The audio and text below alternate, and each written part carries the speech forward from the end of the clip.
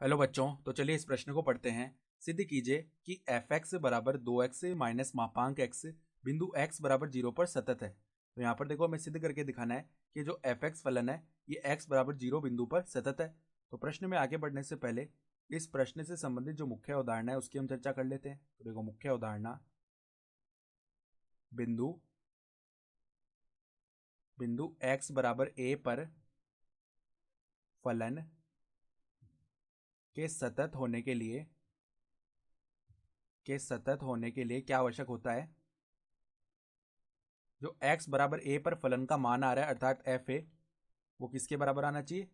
x बराबर a पर जो बाई सीमा है और वो किसके बराबर आना चाहिए, दाई सीमा के बराबर। अगर ये तीनों मान आपस में बराबर आते हैं तो x बराबर a पर फलन सतत हो जाता है। ठीक है, तो यही शर्त होती है। तो अब देखो, हमारे पास में जो फलन है वो क्या दिया हुआ है यहाँ पर, एफ एक्स बराबर में 2x माइनस मापांक x। ठीक है, तो इस फलन को हम देखो परिभाषित करते हैं पहले।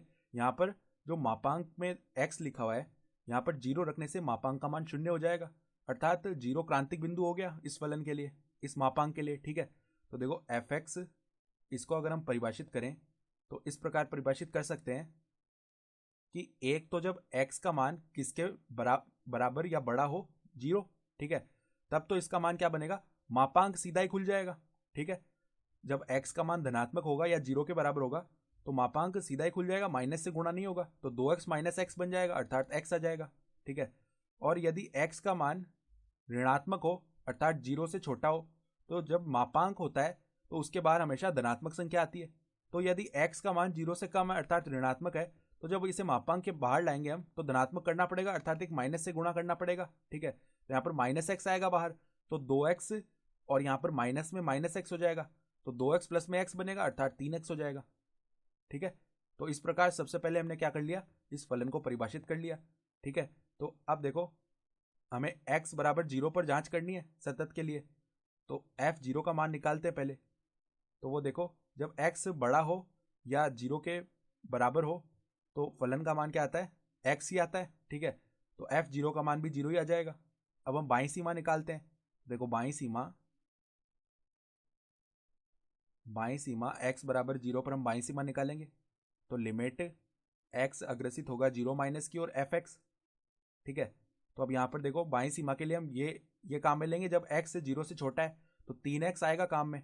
तो उससे पहले हम क्या करते हैं, यहाँ पर x के स्थान पर हम 0 माइनस एच प्रतिस्थापित कर लेते हैं। तो लिमिट जैसे ही 0 माइनस एच प्रतिस्थापित किया तो h अग्रसित हो जाएगा 0 की ओर, और यहाँ पर f 0 माइनस एच आ जाएगा।